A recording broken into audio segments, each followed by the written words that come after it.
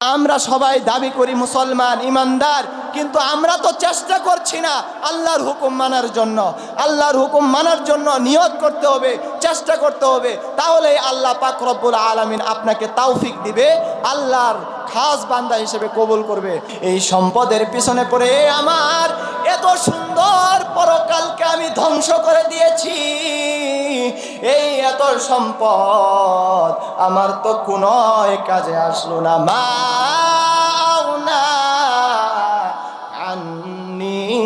মালিয়া চিন্তা করার বিষয় কবরে যখন আপনি চলে যাবেন তখন আপনার কে থাকবে?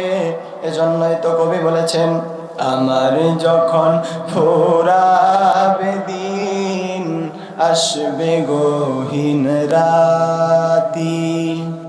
আমার যখন ফুরাবে দিন আসবে গহীন রাতি। থেকো প্রভু এ জীবনে, থেকো প্রভু এ জীবনে, হয়ে চির সাথী আসবে গহীন রাতি। তাহলে কেন আল্লাহকে ভুলে আছি? আল্লাহ ছাড়া তো আর আমাদের কেউ নাই। এমন একটা সময় ছিল যখন আল্লাহ পাক রব্বুল আলামিন ছাড়া আপনার কেউ ছিল না। যখন আপনি মার পেটের ভিতরে ছিলেন তখন আপনাকে বাঁচানোর মতো কেউ ছিল না। আল্লাহ পাক রব্বুল আলামিন কুদরতিভাবে আপনাকে বাঁচিয়ে রেখেছেন, ঠিক কিনা? মায়ের পেটে আল্লাহ পাক রব্বুল আলামিন আপনাকে বাঁচিয়েছেন কুদরতিভাবে। এমনিভাবে আপনি যখন দুনিয়াতে এসেছেন, যখন ছোট ছিলেন তখন আপনি কথা বলতে পারতেন না, কিন্তু আপনার মা বাবার মনে দিলে এত ভালোবাসা, এত মহব্বত কে দিল? একটু কি চিন্তা করেন ভাইরা আমার? এটা চিন্তা করার বিষয়। ওই সন্তানগুলো আবার যদি বড় হয়ে যায়, ওই মহব্বত তো তার উপর থাকে না, একটু হলেও কমে যায়, ঠিক না? ছোট সময় সন্তানের উপর যে মহব্বতটা থাকে, একটি সন্তান যখন বড় হয়ে যায়, যুবক হয়ে যায়, ওই মহব্বতটা তুলনামূলক একটু হলেও কমে যায়। কারণ কি, আপনি যখন ছোট ছিলেন তখন যদি আপনার প্রতি আপনার মা বাবার 100% মহব্বত না থাকতো, ভালোবাসা না থাকতো, তাহলে ওই অবস্থায় আপনাদের জিম্মাদারি পালন করতে পারতো না। ওই সময়টাতেও আল্লাহ পাক আপনাকে সাহায্য করেছেন। এমনিভাবে আপনি যখন বৃদ্ধ হয়ে যাবেন, ওই সময়টাতেও আপনাকে দেখাশোনার দায়ভার নিবে কে? সন্তানেরা। আপনি যখন কবরে যাবেন তখন তো নিঃস্ব হয়ে যাবেন। আপনার যতই ধন সম্পদ থাকুক না কেন, আপনি যতই ক্ষমতার অধিকারী থাকেন না কেন, আপনি যত দলের লিডার, যত বড়ই ক্ষমতার অধিকারী থাকেন না কেন, সব কিছুই রেখে শুধু আপনার এই 3.5 হাত বডি আপনার কবরে শুয়ে আসবে, ঠিক কিনা? চিন্তা করার বিষয় কবরে যখন আপনি চলে যাবেন তখন আপনার কে থাকবে?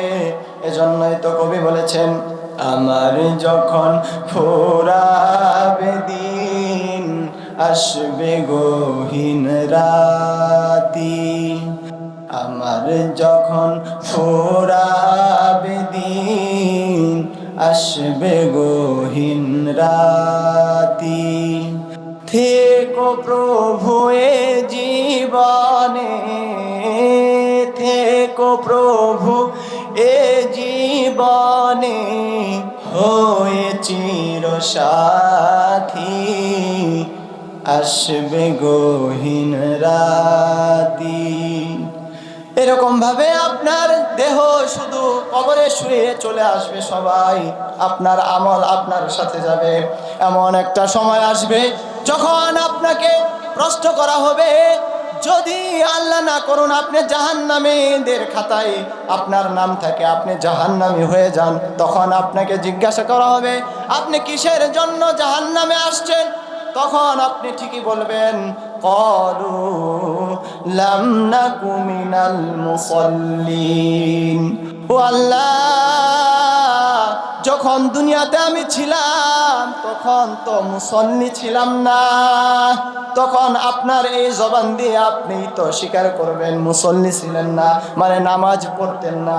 জাহান্নামে যাওয়ার পরে সবাই এরকম ভাবে স্বীকারোক্তি দিবে, বলবে আমি তো নামাজ পড়ি নাই, এজন্যই তো জাহান্নামে চলে এসেছি।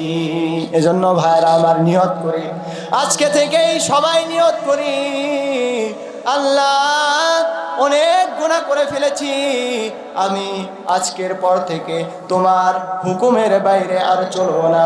তুমি যে হুকুমগুলো করেছ সেই হুকুমগুলো সঠিকভাবে নবীর সুন্নাত অনুযায়ী মানব। সকলেই নিয়ত করি।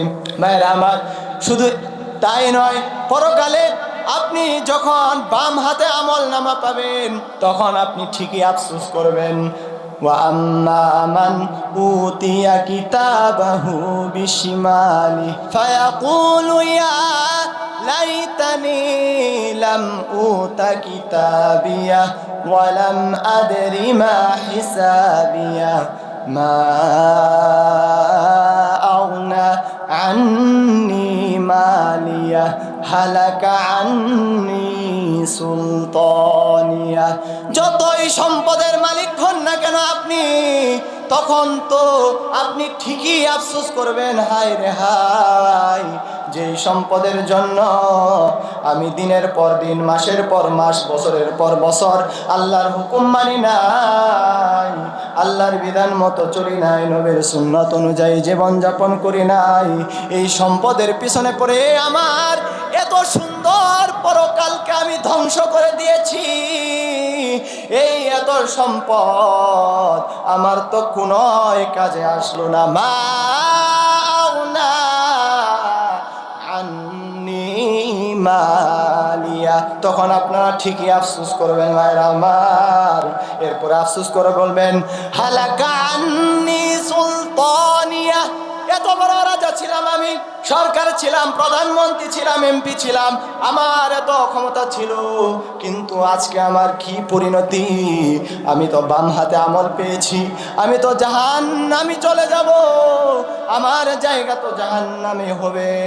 তখন ঠিকই আফসোস করবেন, এত রাজত্বের অধিকারী ছিলাম, এত বড় রাজা ছিলাম, প্রধানমন্ত্রী ছিলাম, এমপি ছিলাম, চেয়ারম্যান ছিলাম, কিন্তু এই রাজত্ব, এই ক্ষমতা আজকে তো আমার কোনো কাজে আসলো না। ভাইরা আমার, এটা শুধু আমি মুখে বললাম এমনটা না, এটা আল্লাহ পাক রব্বুল আলামিন পবিত্র কুরআনুল কারীমের সূরাতুল হাক্কাতে পরিপূর্ণভাবে সুন্দরভাবে আলোচনা করেছেন। এজন্য ওই আফসোস করব, যেহেতু মৃত্যু যেহেতু হবে, আল্লাহর সম্মুখীন যেহেতু হতে হবে, প্রতিটি কাজের হিসাব দেওয়া লাগবে। এজন্য ভাইরা আমার, ওই সময়টা আসার আগে, মৃত্যু হওয়ার আগে আমাদের সময়, আমাদের মূল্যায়ন করতে হবে। এজন্য বলছিলাম যে 5টা জিনিস আসার পূর্বে 5টা জিনিসকে মূল্যায়ন করতে হবে। আল্লাহ রাসূল বলেছেন, তো সর্বশেষ বলেছেন হায়াত। তোমার মৃত্যুর আগে এই হায়াতকে তোমার মূল্যায়ন করতে হবে, কদর করতে হবে। মৃত্যু যদি চলে আসে তখন তো এসেই গেল, তখন তো আর মূল্যায়ন করার সময় থাকবে না। এখনই আপনার সময়, এখনই আপনার চেঞ্জ হওয়ার, আপনাকে বদলানোর সময় এখন, নিয়তকে চেঞ্জ করার সময় এখন। আপনি যদি নিয়ত করেন, চেষ্টা করেন আল্লাহর হুকুম মতো জীবনযাপন করবেন, আল্লাহর নবীর সুন্নত অনুযায়ী জীবনযাপন করবেন, আপনি যদি নিয়ত করতে পারেন, ওই অনুযায়ী যদি আপনি চেষ্টা করেন, আল্লাহ অবশ্যই অবশ্যই আপনাকে হেদায়েত দেবে এবং আল্লাহর সহজ সরল পথে পরিচালনা করবেন। বলি সুবহানাল্লাহ। আল্লাহ বলেছেন লানাহদিয়ান্নাহুম সুবুলানা। আল্লাহ পাক রব্বুল আলামিন কাদেরকে যারা নিয়ত করবে, চেষ্টা করবে, আল্লাহর পথে জিহাদ করবে, আল্লাহর জন্যই করবে, আল্লাহকে পাওয়ার জন্য আল্লাহর পথে হাঁটবে, তাহলে আল্লাহ পাক কি করবে? তাদেরকে আল্লাহর পথ দেখিয়ে দেবে এবং আল্লাহর পথে চলা সহজ করে দেবে। বলি সুবহানাল্লাহ। এজন্য আমার আজকের আলোচনা এটাই ছিল যে আমরা সবাই দাবি করি মুসলমান, ইমানদার, কিন্তু আমরা তো চেষ্টা করছি না আল্লাহর হুকুম মানার জন্য। আল্লাহর হুকুম মানার জন্য নিয়ত করতে হবে, চেষ্টা করতে হবে, তাহলে আল্লাহ পাক রব্বুল আলামিন আপনাকে তৌফিক দিবে, আল্লাহর খাস বান্দা হিসেবে কবুল করবে। আল্লাহ পাক রব্বুল আলামিন আমাদের সকলকে এই সংক্ষিপ্ত আলোচনার উপর আমি সহ আমাদের সকলকে আমল করার তৌফিক দান করুন। আমরা সকলেই বলি আমিন, আল্লাহুম্মা আমিন।